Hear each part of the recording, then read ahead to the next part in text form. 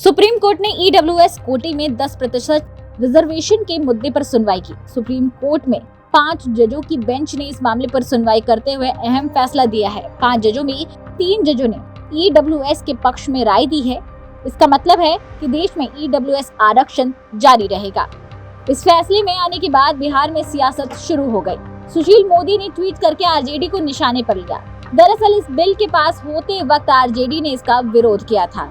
उत्तर भारत की पार्टियों में राष्ट्रीय जनता दल ये एकमात्र पार्टी थी जिसने कि ऊंची जाति के गरीब लोगों के 10% आरक्षण का केवल भाषण द्वारा विरोधी नहीं किया बल्कि विपक्ष में मतदान किया। तो जो राष्ट्रीय जनता दल कहते हैं A to Z की पार्टी है, MY+ हम करने का प्रयास कर रहे हैं, वो पार्टी ऊंची जाति के गरीब लोगों के आरक्षण का विरोध कर रही है।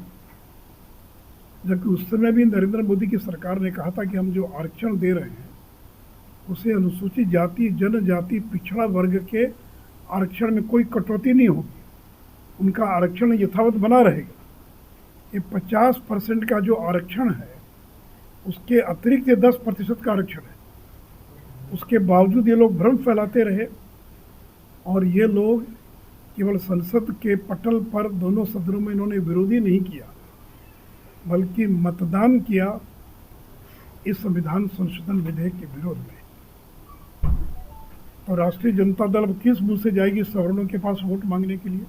हालांकि आरजेडी की तरफ से इस फैसले के आने के बाद मनोज झा ने डेटा का हवाला तो दिया, लेकिन टिप्पणी करने से बचते नजर आए। एक डेटाबेस जनरेट होना चाहिए था, वो होता ना तो आप pin pointed affirmative action evolve कर पाते। आपने बिल्कुल बिना आधार के, जैसे मंडल कमीशन जब आया, वॉल्यूम ऑफ डेटा आया, उस डेटा पे काम शुरू हुआ, तब जाके इस केस में क्या हुआ कि आपने एक व्हाट्सएप फॉरवर्ड पे ही सारे निर्णय लिए। बहरहाल अब माननीय सर्वोच्च न्यायालय का निर्णय, तो ये मामला क्या? अब माननीय सर्वोच्च न्यायालय का निर्णय है तो उस पर अब टिप्पणी करने का तो कोई मतलब नहीं।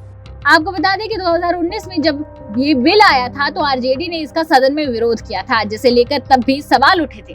हालांकि बाद में आरजेडी ने इस निर्णय पर यू टर्न ले लिया था। उस वक्त के राष्ट्रीय अध्यक्ष रघुवंश प्रसाद सिंह ने कहा था कि संसद में बिल के खिलाफ वोट करना गलती थी। आपको बता दें कि साल 2019 में सरकार ने सरकारी नौकरी और उच्च शिक्षा में आर्थिक रूप से कमजोर वर्ग को 10% का आरक्षण देने का फैसला लिया था।